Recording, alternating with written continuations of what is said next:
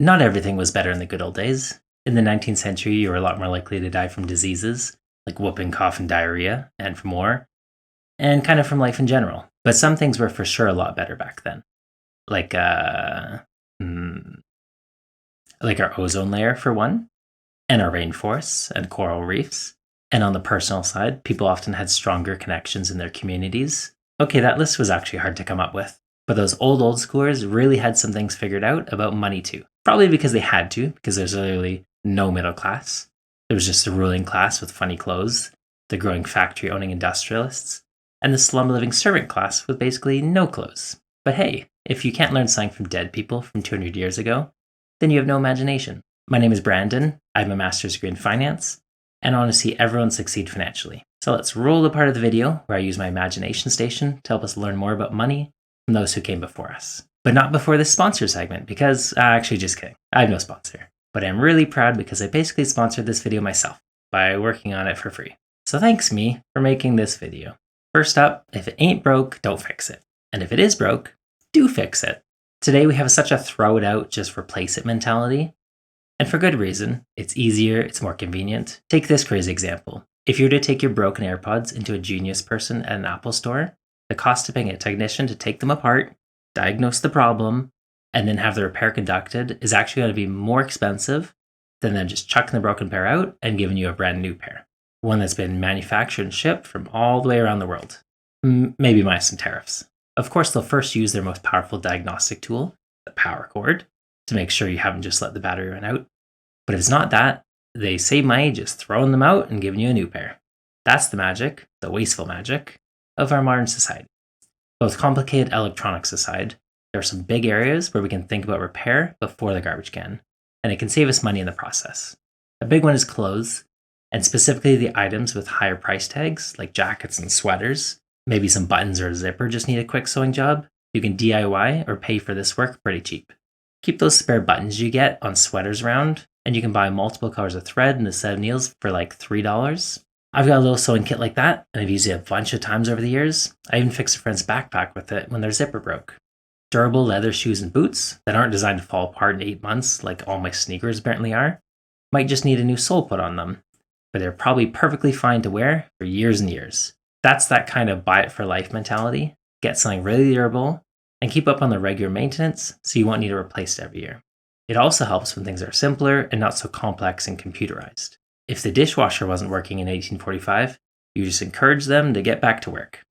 If your dishwasher stops working now, you better hope it's not because your Wi-Fi is down, because, well, why now would we possibly need smart features in our basic appliances so there's just one more reason for them to break? That one really gets me riled up. At the end of the day, simpler can be better and cheaper, and there are lots of cases where it's better to fix it before just throwing it out. Transportation is also a big one, where if we took a lesson from the past, we could save tremendously. In the 1800s, you did not have a car, and you probably did not have a horse, let alone a horse-drawn carriage like Mr. Darcy. Your options for getting around were walking, and walking some more, and later on in the century, it could also have been riding a bike. Both of which, as luck would have it, are quite healthy, and investing in your health is nearly always going to save you money in the long run. For most of us, transportation makes up one of the largest pieces of our monthly expenses. So whatever we replace with walking and biking can dramatically cut down costs. A bicycle, if you go that route today, is going to need a lot less gas and oil changes than a car. Precisely 0 gas or oil changes for the lifetime of your bike.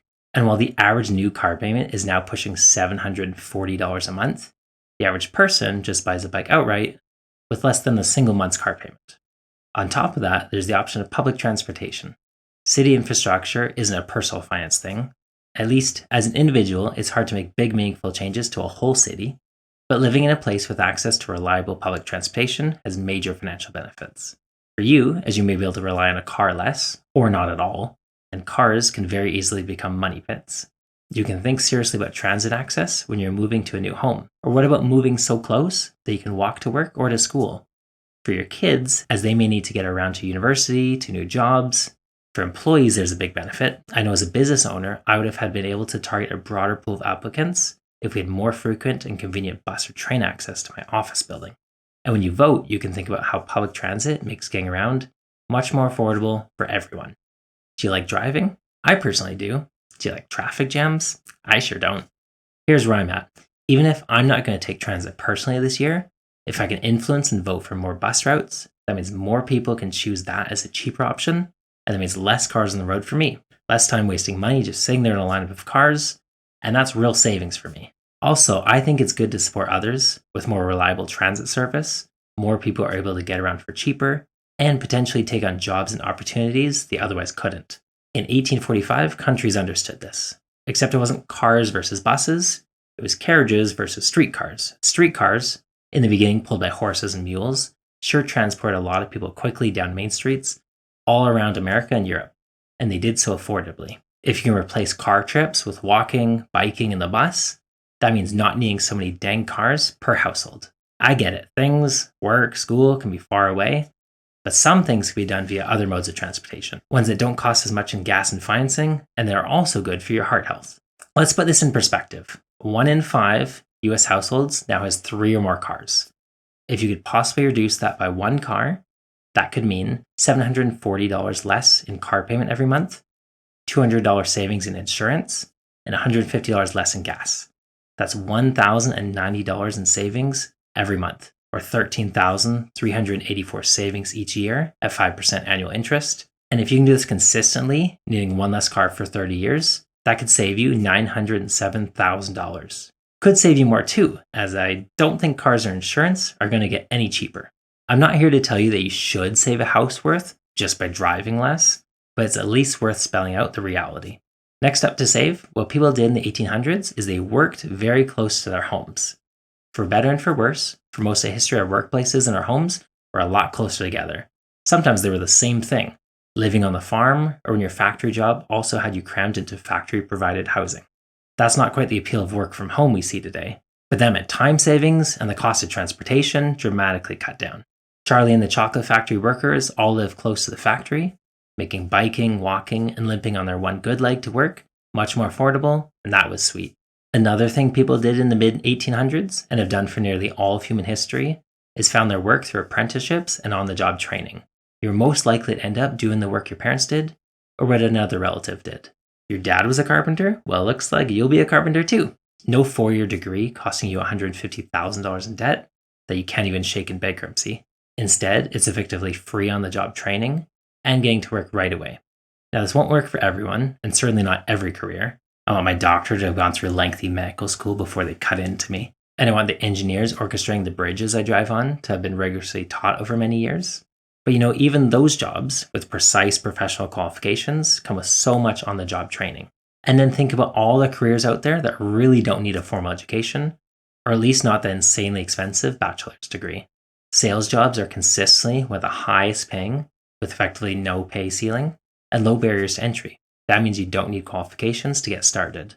So many of the creative jobs out there can be landed with a great portfolio of work, rather than a formal education. Photographer, graphic designer, videographer, and even running an agency. Prove to people you do good work, and you can get the job. Jobs in skilled trades have multiple years of schooling, but it's a far cry from the expenses of universities, and it's not sitting in a classroom for 4 years. Rather, it's on-the-job experience, with intensive courses lasting just weeks or a couple months each year. And these are jobs you can work hard at and make great money, and potentially turn to a business with multiple people working for you, not just yourself doing the labor. I know I'm missing a lot of jobs. Comment if you got a job or know one that didn't require traditional college. Last up on my list, to save money like it's 1845, stop eating out so much. If you were alive in 1845, you would eat out approximately never. Restaurants were a luxury, and today it's the same, but thankfully now attainable for more people. It's a good luxury, oh yeah, for sure. Go and enjoy eating out if it fits into your budget. But we know the same exact thing cooked at home can cost a quarter of what it does at a restaurant. Learning to cook basic and balanced meals at home can be a huge money saver. Have friends over and enjoy a potluck together. Make a big meal you can enjoy the leftovers of. Crack open grandma's cookbooks and make a pasta or a fried rice, or chicken tacos or a creamy casserole. Definitely grandma's casserole. If you like drinks with dinner, buy your alcohol and drink it in moderation at home. Beats throwing $15 out every time you get a small cocktail. That's all I've got. Thanks to all the dead people from the past who helped me make this list. I hope this was helpful, or at least amusing. Please let me know by giving this video a thumbs up or a thumbs down. And thanks so much for tuning in. I hope you have a great one.